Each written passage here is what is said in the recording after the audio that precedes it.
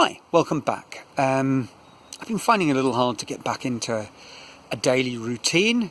2021, obviously New Year's can be a bit like that, and the potential for a second American Civil War unfolding in real time on YouTube proved to be a bit of a distraction over the last couple of days. So my first week's video is coming out on the 8th rather than the 7th of January. And I thought I'd follow up my last film on lessons I learned from diving with an in-depth look, sort of takeaways from the documentary that I've raved about, My Octopus Teacher.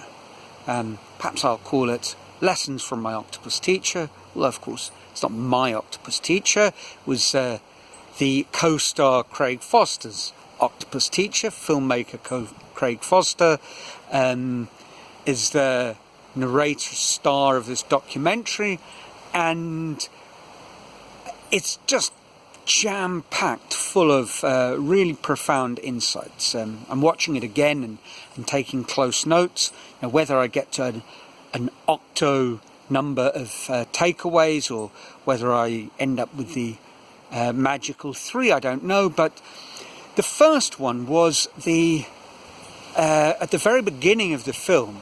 He talks about how he'd found himself in a fairly dark place, and to sort of dig himself out of it, he started diving in a kelp forest. Now, I'm going to dispense with spoiler alerts because really the content isn't going to be the main feature, and I can't believe this little film will spoil the movie for you. But honestly, watch the film if you haven't already. Anyway, he starts diving again in this kelp forest, and it's a way of kind of reconnecting with his childhood. But he dives, bringing to bear his the with these Bushman trackers that he'd filmed maybe 10 years before that with his brother. And the Bushmen are Khoisan people, amazing, arguably the world's number one natural world trackers. Their ability to read into the flimsiest of details, an immense amount of information is unbelievable. I suppose they're sort of matched by, although you wouldn't really call it trackers, they're navigators, the Polynesians, and their ability to navigate across the Pacific, again following very, very small micro details apparently that tell them a myriad of vital information about currents and land, about where they are, the information not just that they pick up from the stars, but from the way the water is behaving around them. And the Bushmen are kind of like that in the Kalahari Desert. They look at the sand, they smell a little bit of dung, and they can draw a map of the world around them. And I think that seems to be something that enables, one of the things that enables him, Craig Foster, to really get lost in this world of the kelp forest, because he starts approaching it not just as diving, as free diving in the natural world and a sort of flow, blissful experience, but he brings to bear some sort of attempt at gaining that kind of Bushman-esque understanding of that world around him. It got me thinking, this is something that we can all do.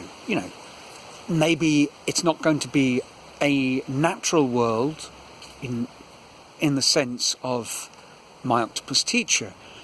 Maybe that world where you really feel most comfortable at home might be very much a social construct, or it might be something like your family, a workplace, or it might be urban.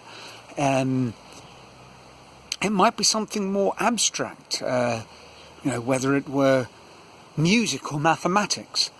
But this idea that you can start relating to it on a much deeper sort of level, where you are observing it and being part of it almost simultaneously, where you give yourself over to it. To me, that is an incredibly powerful idea, that we can find meaning by melding with our immediate world around us, by understanding it in a sort of a non-judgmental way.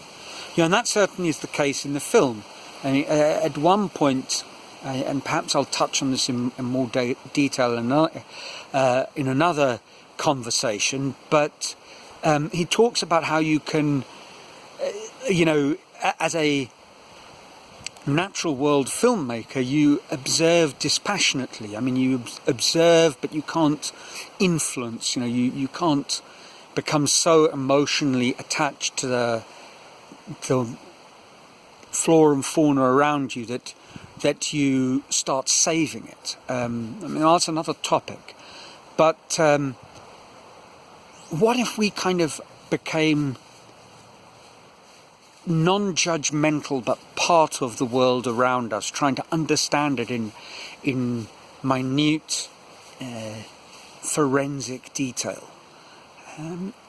I think, if nothing else, it's not obviously not going to give us control, but it's going to give us sympathy, empathy, and it's going to connect us with the life we're leading. Now, this works for him because, obviously the world that he literally, pardon the obvious pun, dives into, is a world that he really connects with on a profound level, because it was his childhood passion. But that might give us a clue, of the world that we need to begin to explore if we're going to make a little bit more sense of life unfolding around us. So that's really it in a nutshell. I think, we're all living within, in some sense, some sort of ecosystem, a society that supports itself and each other, an environment around us, whether it's totally urban or the exact opposite. We're interacting with the people and the place around us. But I think there's a real temptation to just do it on a sort of superficial, passing through sort of way. Whereas if we're really going to get to grips with it, we need to dive in and understand it in the most granular, I don't like using that word because one of my least favourite thought leaders, he loves using that, granular. Let's get granular. Granular in the kelp forest. But in the kelp forest around us, whether it's a big city or, a small town, or our garden or our home, our family or our friends or our work environment, if we can really pick it apart and start to understand and have sympathy for the role that every member is playing and how we're all interconnected, I think that's perhaps a first step, finding our way out of the maze. And modern life does seem to be almost maze-like, a perplexing maze. with a rather nasty collection of minotaurs hunting us down. I don't know if the minotaur did hunt anyone down in the labyrinth, but there we are. So that's it. I'd love to hear what you have to think, if that made sense. It was a, first film back after a couple of weeks, so, and the first in the series, so not sure how much sense it made, but, I hope it made some. Until next week, stay safe, and ciao from a sunny Brazil.